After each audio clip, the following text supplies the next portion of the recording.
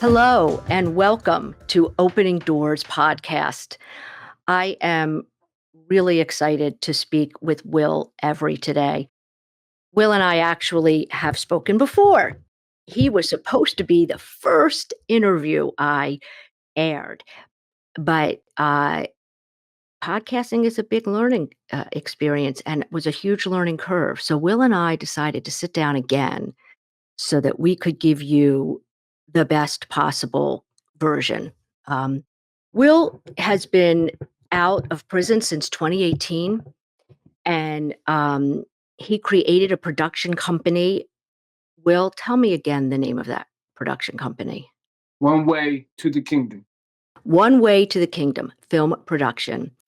Uh, Will and I met because he is a graduate of Uplift Solutions Workforce Development Program, and he joined one of my workforce development workshops. And I had the distinct pleasure to attend the 2024 Uplift Gala last night, where I got to see a short video that Will produced about Uplift Solutions. And I have to say, amazing work. So I also got to meet Will's beautiful wife, which was wonderful. And I'm going to let Will tell you all about his story. Will, if you can share with the Opening Doors listeners a little bit about your childhood and what led you, the traumas that you were able to survive. Yes. So I come from humble beginnings. Um, I could say my first, experience of, let's just say, everything wasn't all right was when my father moved out. My father moved out when I was 5 years old. And, now I'm in a single parent household. And the struggles, as me being five and being more aware of life, the struggles started to become more aware to me. So, my mom, single parent, did the best that she could. She had three children, three boys. I got one older brother and one younger brother. And I actually have two other siblings outside of my mom through my dad. But, my mom worked, product of your environment. You step outside being, a young man and, mom not always around because she's working. So, you started to see a lot in the neighborhood. To move, a little forward, when I was, let's just say in sixth grade first, I was exposed to drugs and guns. I had my first gun in middle school. I started selling drugs, in sixth grade, through poverty, through lack of not having certain things and wanting these things. You go into school and some people around you do have these things. They were a little bit more privileged than I was. And I was introduced to a friend who was influenced, by some older individuals, and they taught him the drug game. And then in turn, he introduced me to the drug game. I started selling weed, at a young age, buying clothes and the things that I wanted, right? So as life went on, in the streets, these things started to intensify. Um, my father passed when I was 13. My father committed suicide.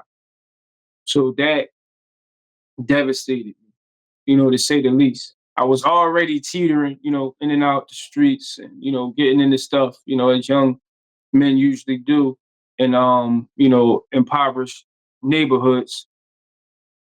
But once my father killed himself, I went left. It was a big question mark. Still to this day, never got the full reason on why he did what he did. My father had moved out, but he was still in our lives. Somebody I looked up to, somebody I had a lot of love for. And it crushed me. I got sent to deep depression, as I know now. Um, my father was probably the only man that I feared. So when he left, it was kind of a sense of I didn't have fear of repercussions. You know what I'm saying? Like my father was the one who disciplined us. Even when he moved out, my mom, if I did something, she'd send me to my dad's house and, he'll take care of it. So, now it's just this, this lack of fear. A couple of my friends had already been incarcerated and I had dealings with the authorities. So now it's just this, how can I say it? Didn't get along with authority, and stuff like that. You know what I'm saying? And it sent me left. It sent me deeper into drugs.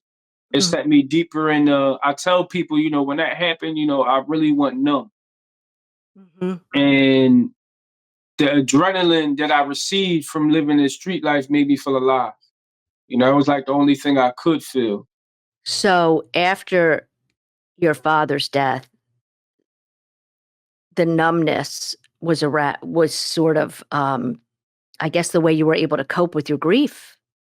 It's fascinating though that in order to feel, you had to take risks, and that Yeah, that really does speak to brain chemistry. right. Um, Tell me a little bit about what happened with your mom at this point. Yeah. So, I said my father killed himself. I was 13, 14. I think I had just turned 14 actually. By the time I was 15, my mom had a mental breakdown about a year later. Not Stress, not shockingly, yeah, right? overworking. Her and my dad weren't together, but that was still the love of her life. That was the father of her three children. And they still had a good relationship, you know what I'm saying? And my mom was working double, triple shifts almost every day, trying to take Mhm. care of us. Some other family issues that came into play as well. It all accumulated to this bottom falling out, and for her mental health to break down. And I tell people, I watched my house burn down from inside, metaphorically. Mm. I seen my mom work so hard. Now we came up not having much, and my mom worked, and she did what she was supposed to do with her money. She was, she owned a prop. She owned two properties at this time, and her goal was to own like five properties, and they all paid for this big, house that we was going to eventually live in. So And we were she was really trying to move up. right, right. Now we were still struggling because her doing these things, that's where her funds was going. So she still didn't have, as much as she may have wanted to. But yeah, so all that accumulated to the bottom falling out and my mom having what's called a mental breakdown. And literally this breakdown happened right in front of me. You know, Oh my. um, my mom would go on like rants talking to herself. And when I was young, so I didn't really understand it at first. Then my family caught, wind of what was going on. So they started to have conversations and formulating plans, and they was trying to get my mom 302.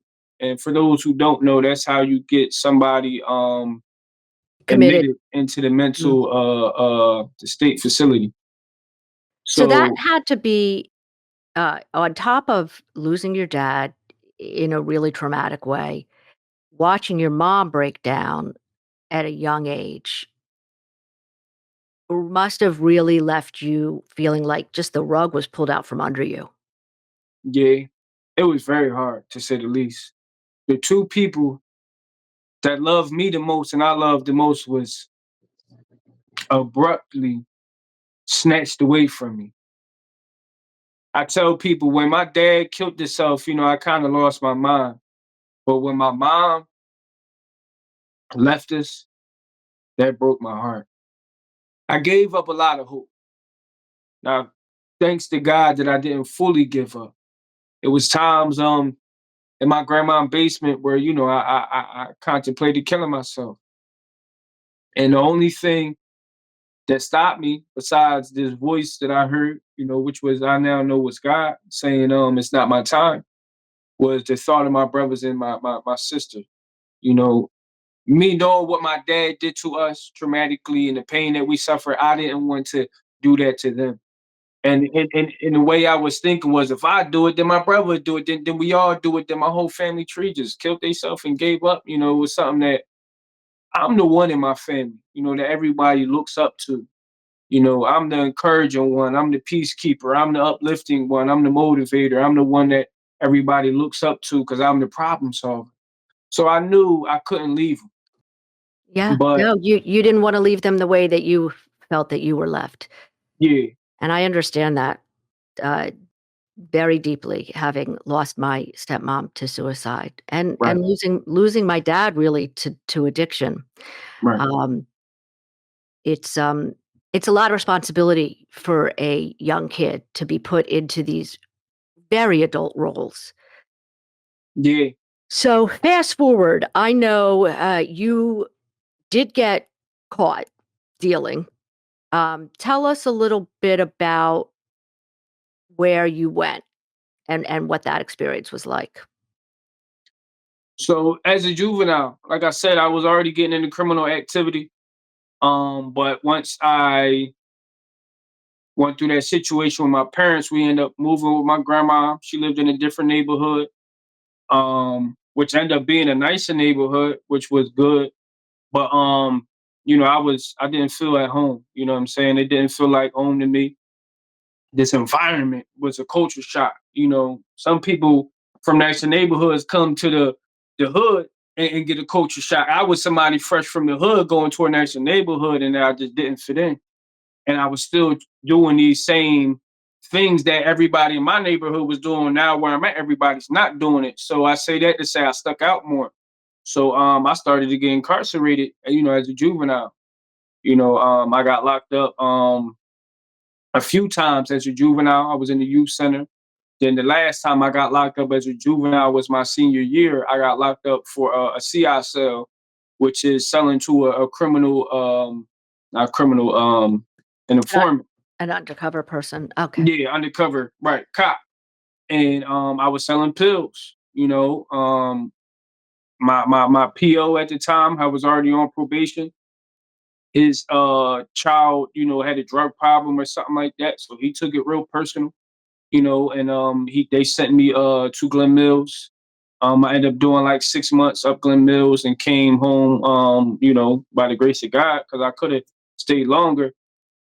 From there, my mindset was, luckily when I went to Glen Mills, they gave me all A's.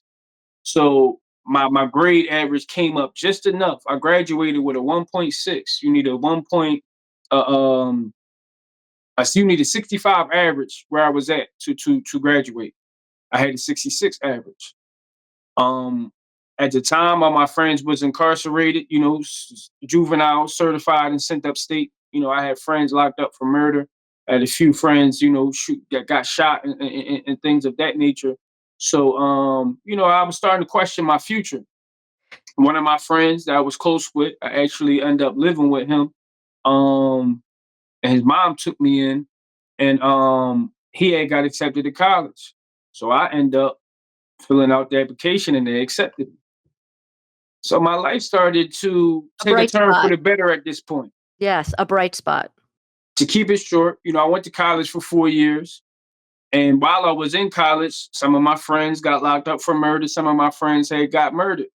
So the A reality, again, just to pause and let the audience have this sink in, your friends were murdered. That's, again, compounding loss after loss after loss in your very young life.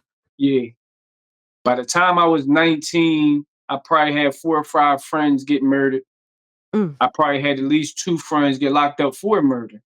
So, like you said, it's this consistent cycle of people that I love being snatched out of my life with no control, no say, and it continued for what I've learned now. It continued to make me distant. I'm afraid of love at this point. You know what I'm saying? I don't want to be attached to nobody at this point. I prefer to be by myself at this point. I went from this, people person to a loner.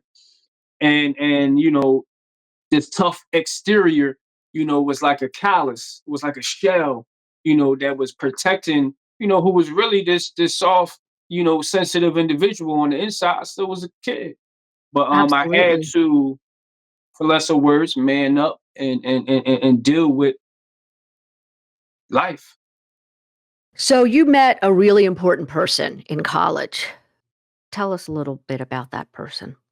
So I met my now wife, in college. And I'm thankful for her. She met a damaged individual who was cold, who, like I said, was kind of cut closed off, and she was the first person to point that out to me. One day we was on a date, and she was just asking me like, what's going on with you? You're very cold, and you don't laugh like that, and you don't smile too much. The environment I came from, you had to be militant. Smiling and laughing was a sign of weakness. Wow. Being too friendly was a sign of somebody want to take advantage of you. These Absolutely. things. So Yeah. even though I'm now in a positive environment, being college, and everybody that was around there, wasn't really from my type of neighborhoods or doing the things I was doing, or mainly experiencing the trauma that I experienced, and I still felt like I didn't fit in. But my wife, then girlfriend, she really allowed me to open up to her, which made me fall in love with her. She listened to my stories. She came home with me, and seen the dysfunction, the brokenness in my family and things of that nature, and really helped me have something else to look forward to in life. I was in college, and my main motivation was, if I go home, I'm gonna die or go to jail. So until I figure something else out, this plan is gonna have to work. I can't, some people dropped out and these things of this nature. And before I move forward, I have to explain I still was selling drugs in college. I didn't have a scholarship. I had a low GPA coming in. So I had to sell drugs to I paid my own tuition bills, all 4 years. And had to feed myself and things. I started to survive. So I still was selling drugs. I still was one foot in, one foot out the streets. And see, my wife, she didn't like that. She come from being raised in church, and she's from the hood as well. But her mom definitely took good care of her, and kept her out of trouble, and raised her in a different fashion, I should say. And I say that to say that one foot in, one foot out always bit me. So now I'm still going home and grabbing drugs, and coming to college, selling pills and weed and stuff like that. And long story short, my senior year, I actually graduated college May of 2014. I walked across the stage. It was the best moment of my life. For the first time in my life, I cried tears of joy. I was so happy, so proud of myself that I did it. I come from a neighborhood where people don't even go to college. I You come come from from a a family neighborhood where, Yeah, you come from a neighborhood where people drop out of high school, and exactly. I and come you from a place where people don't make it to C21. I used to Right. tell myself, standing on the corner at 15 years old, that we wasn't going to see 21 years old. So we was just going to live it up. And, I come from a family where people don't go to college. It wasn't, I was breaking cycles. and you were being an example for your sister and your brother. Exactly. Yes, yes. And I was changing for the better. Me meeting my wife, me being in a better environment, me doing good things. As much as I still was one foot in, one foot out, I was more leaning towards getting out. And this degree was the plan to be my hope that I don't have to sell drugs anymore once I get this degree. I could work a job and get paid good money. This is what they tell you, go to college and, get a good job and live a good life, right? Right. My senior year, like I said, May 2014, I graduated. I walked across the stage. In June, I had to go back for summer classes to finish just a few credits in order to fully get my degree. The school I went to was all year round. So you had a 2-week break every 3 months, basically every season. And after graduation, I went home for the 2 week break, and I ended up getting in a shootout. Whoa, okay. Yeah, so this was, my life was like a roller coaster. It was full of ups and downs, ups and downs. So I was at my peak, literally my highest point in life, and at the same moment, I got to my lowest point in life. And this time, it wasn't because of my family, it wasn't because of my friends. This was because of me. So I really had to look in the mirror and say, "You messed up. You were doing so good, and you dropped the ball." So that was very, besides the fact I got in a shootout, my life's in danger. I'm going through a lot of experiences. I was on the run. You know what I'm saying? I was going through a lot at that moment. I still had to look in that mirror and say, you messed up. And this mess up, you're not gonna be able to come back from.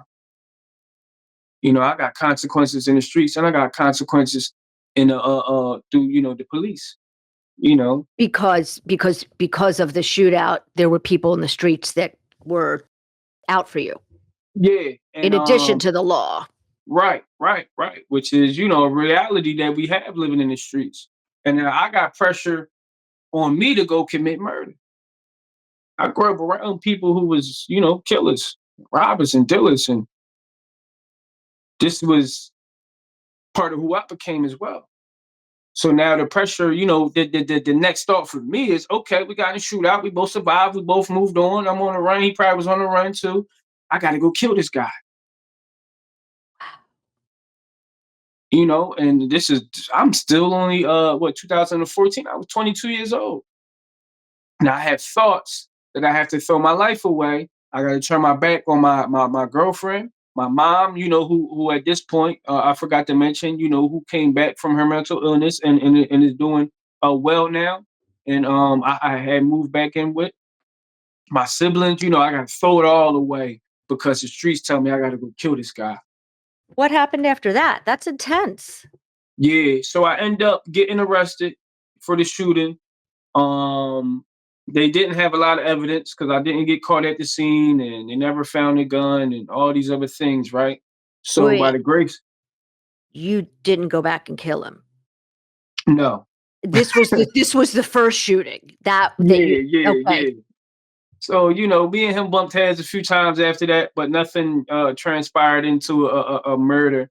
And then I end up getting arrested for that case, and was locked up for a while, and then I ended up pleading out to a deal of 4 years probation, which turned out in my favor, other than doing a lot of time that I was looking at.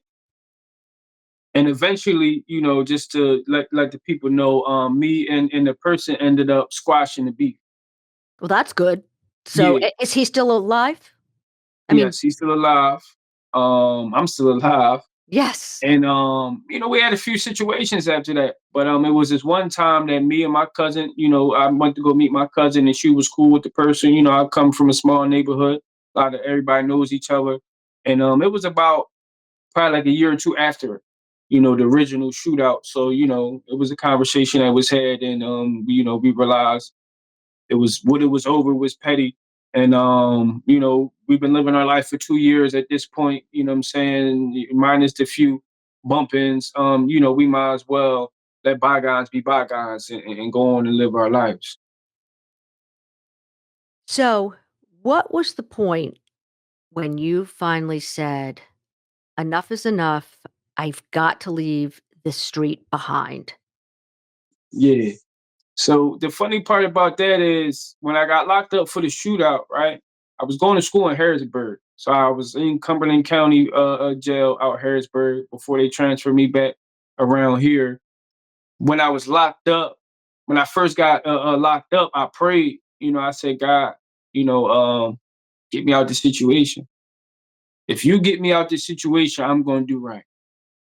And the funny part about it is, he got me out the situation, and I went back to selling drugs. And now at this point, my degree is null and void. Before I move on, I got a bachelor's degree in business administration, but now I got felony charges and they're violent crimes. So now no one wants to hire me. I actually had a job while I was fighting the case before I got fully convicted. I had a job with a company called Iron Mountain, and they do storage. They do digital storage for files, and they do physical storage for files. You know, if a company has a bunch of papers, they store it for you, right? It was a temp position, and then once the temp position was over, they basically had to go through the hiring process again. But by the time it was over, I had got convicted, so they ended up letting me go.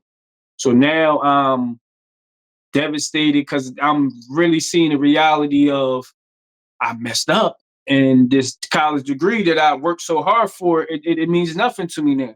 So I took my Because last check. no one's gonna hire a felon. Yeah. I took my last check and I bought some drugs and I went back to the streets again. Now I'm in deeper than ever, probably, because now I'm all in. There is no one foot out one. There is nothing on the other side now. It's just the streets. I've accepted the fact that I'm going to sell drugs the rest of my life, and whatever happens, happens. Wait, and So, how old were you at this point? so now this is around 2015. So I was 23. Okay. So in 2016, I got incarcerated again. I had just left my house in West Philadelphia. I got around the corner and we got pulled over. I was with a family member and I had a gun and some cocaine on me. And I got arrested. So now the difference between this time and last time is as soon as they put the cuffs on me, I said, man, I'm tired of you. Speaking of myself. I said, man, because now me and my at this point, she was my girlfriend, but we had just got an apartment together. And I told her, I'm gonna take care of you. I'm gonna take care of you. Don't worry about it. I'm selling drugs. I'm getting money. I got you. I got you. I got you. And now my actions is letting somebody else down. My actions is negatively affecting somebody else. And I never wanted to be that kind of person because how somebody else's actions always was negatively affecting me, right? Now I'm part of her trauma. And to be honest, just to give a little input on how much it affected her when we married now, when we was doing marriage counseling, she was asked the question of what are her three biggest traumas. And her third one was when I got incarcerated. This is Absolutely.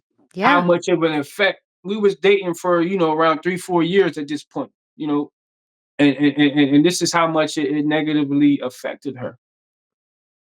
So now I'm incarcerated again. I got a gun charge. I'm on probation for a gun charge. I'm facing 5 to 10 years. I'm not going to be able to see my girlfriend for 5 to 10 years. Most likely, we're not going to be together anymore. Again, my siblings, is affected. You know what I'm saying? And my mom, the last thing I want to do is affect my mom's mental health. And now I'm putting her in a position where she's stressing and her mental is getting pressure. I have this fear still to this day that anything could happen and she could go back into that mental state, that mental breakdown. So it's like a job to me to make sure that she doesn't go there. And here I go being a part of what could lead her there. So long story short, I'm incarcerated now, but this time I'm sitting. I'm on probation, so I have no bail. I had a detainer, and I actually have to do this time.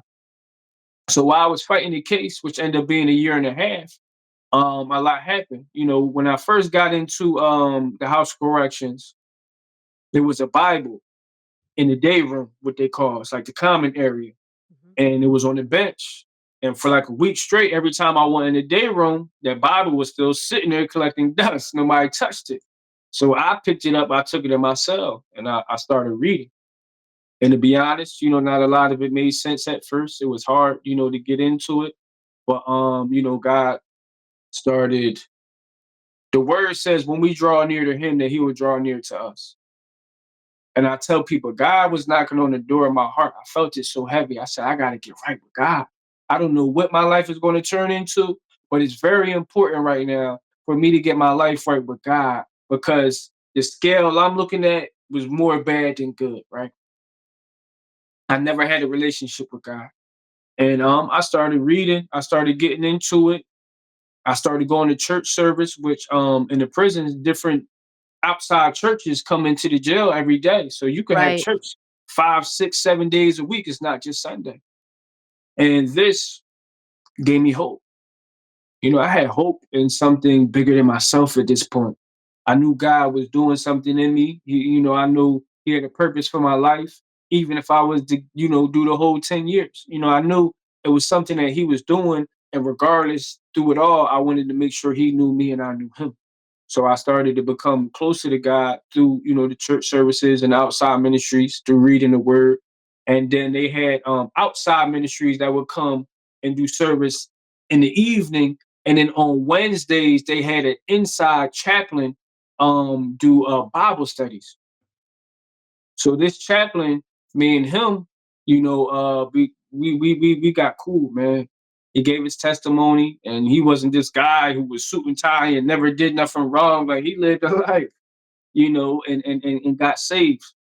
And he had a supernatural testimony, and it grabbed me, it caught my attention, and it was something that was in front of me that was real and tangible, and it started to, his name was Tony Scott. Tony started to really walk with me. Let me just, I just want to say one thing that strikes me is that you found God and then God led you to a really positive male role model and a male mentor, which is really what you needed to be able to heal.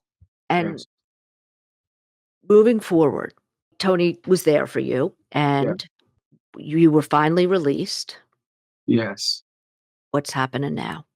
So yeah, so I went to court, and I have to say this: God moved in my favor. I ended up getting time served. I was locked up for a year and a half at this point. Like I said, the maximum sentence was 5 to 10. I was probably looking more at like a 1.5 to 3. So I had already served a 1.5. But in the system that we deal with here in Pennsylvania, I'm in the county jail.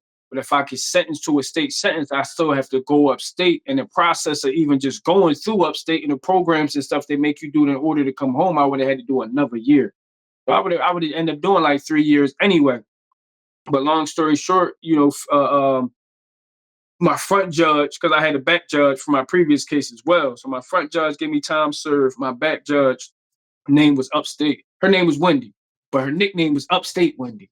She'll Meaning send you upstate she for said be anything. oh, okay. I was in fear of her. Everybody in front of me that went to court that day, they got sent upstate for less. Oh I'm my. facing a gun charge and violated gun probation. So I told her all the programs I did, which I did a lot of programs. I told her, I had no violations, no write-ups when I was incarcerated, showing, my good behavior. I told her about all the jobs I had, showing, I know how to go and work and keep myself busy and stay out of trouble. And then the last thing I told her was I accepted Jesus Christ as my Lord and my Savior. And she specifically told me, she said, all those things you said, I don't care about. The programs, the jobs, the no write-ups. But when you told me that you gave your life to Christ, that moved my heart. And because of that, I'm going to terminate your probation and I'm going to give you time served. So Wow, when so that meant you didn't even have to be on probation afterwards? yeah. Go Wendy. So and With on that, Jesus. yeah, for sure. On that case, which was my back judge, because I had 4 years probation. So when you terminate, Ah, when you violate probation, they reinstate it, meaning they restart it. So she could have gave yes. me 4 years again. But on Mhm. my new case, I had a 7 year sentence. So I did up to 2 years in incarceration, and then they gave me 5 years probation. Okay. So I say that to say, in that courtroom, I got a fresh start. I got a clean slate. And through Jesus Christ, I got a fresh start and I got a clean slate. Now I'm home. I made a promise to God. I made a promise to my mom, my sister, and my now wife, who is the woman in my life. I'm not going back to the streets. I made it up in my mind. The only way not to go back to incarceration, the only way not to negatively affect other people, I got to be done with the streets. I never sold, I never drugged, I never carried another gun. I'm a transformed man at this point. And I came home, and my friend was working. He was like a manager at a juice bar, and I was only home for 2 weeks, and he got me that job. And I worked, man. I tell people this story. because it leads to how I got my business. My wife bought me a pair of Nike Air Maxes and a Nike sweatsuit when I first came home. I wore that same sweatsuit and them same Air Maxes every day, and I walked to work. I got paid. I worked a $10 hour job. I made $300 a week. I gave my wife $250 every week, and I put $50 aside every week. Because something that they taught me, one of the instructors in the floor cleaning class that I took and got certified in, was if you start now, you'll have it later. Oh, yeah. He told us, like, if you want $10,000, it may take you 5 years, but if you start now in 5 years, you'll have it. So I took that gem and that mindset and applied it when I came home. So I was putting $50 aside every week. And he also told us that to start a business, you're going to need roughly around $1,500 to $2,500 to buy the equipment and stuff like that. So long story short, man, I worked that job every day. I worked up to shift lead. I wore those same sweatpants and that same pair of Air Maxes until the sole ripped on my shoes. I didn't even care. And let me say this real quick too. I had to walk to work, and I had to walk past the same blocks, where people was out there hustling and getting money and doing all these things, the temptation. But, I stayed focused. I stayed focused. And eventually, after a year and a half of working that job, like I said, I came home February 2018, and I started my business around February 2019. After a year of saving that $50 every week, I had around $1,200, and I bought my camera equipment.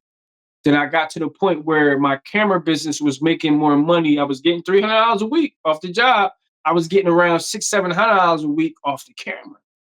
And it's funny because I just was ready to put my 2 weeks in at my job because it was beginning to be too much to do both. And my company sold. And the CEO told us he was selling the company 2 weeks before he did, meaning he gave us no heads up. We didn't even know. He didn't even tell me. Whoa. I found out through Whoa. another way. So it was God's plan for me to step away from that, is what I'm saying. And then I've been working for myself for the last 5 years now. And about that, one of the things I think that it is important for listeners to understand is how important entrepreneurship is for someone who has a felony on their Yeah, record because it's so difficult to get gainful employment. yeah, So entrepreneurship is really an important avenue for people that have served time. yes, Until you work towards being able to get a pardon and an expungement of your record. right, Um, so just putting that out there. yes. Yeah, I knew when I came home that I wanted to start my own business because I still wanted to make a decent living, and I definitely had to, be an entrepreneur. And actually, having sold drugs, that is kind of entrepreneurial. You Yes, already had some experience. yes, yes. No, that's 100% correct. And I still had that degree, so I still had experience from college, which taught me some things. The Yeah. streets taught me some things, and between both, I apply all those things every day. And I also want to add that when I came home, since I've been home, I should say, I also do community work. Yes. I evangelize in the community. We go out, me and my wife and our ministry. We go and join with other ministries out in the Kensington area, and we feed and clothe the homeless. We pray and preach to the people, and I'm going to church, every Sunday now, and just to say my relationship with God is still intact. More than that, it's actually strengthened, and I've grown closer to Him. And when I was incarcerated, we had prayer groups in my cell. It's 2-man cells. You could barely fit 4 people in them. 15 deep, praying. And God showed me then the purpose for my life. Because I Wait, used to question how many people were in your cell? at least 10, 15 people every night.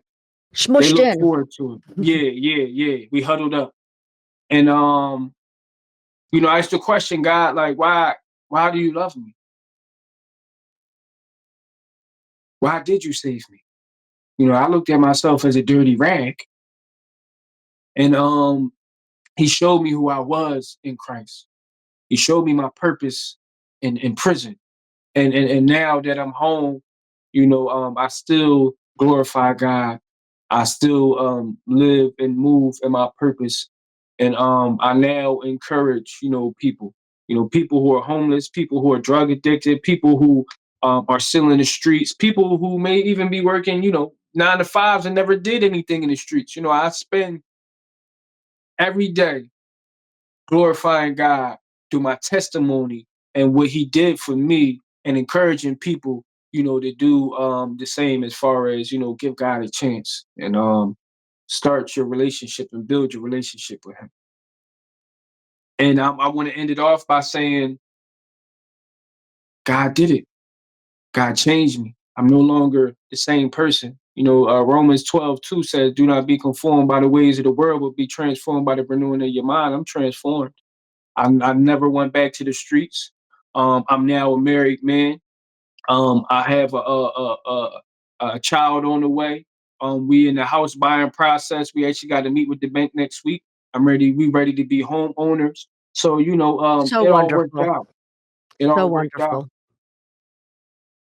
Every day wasn't perfect, but we have to keep hope. We have to persevere.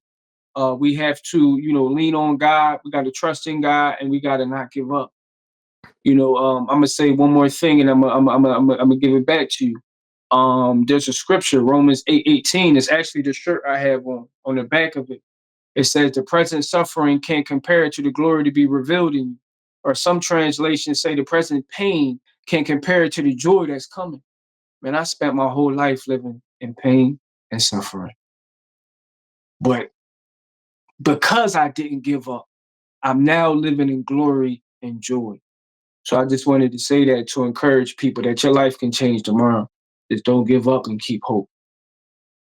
Will Every, you are an inspiration, and I am really grateful that I'm going to be able to share your story with listeners. And I very much look forward to seeing that baby. You will. You will. Thank I you. thank you for having me. I thank you for allowing me to speak my story. And I just want to give all glory to God. And thank you for allowing me to use your platform to glorify him. Absolutely. Absolutely.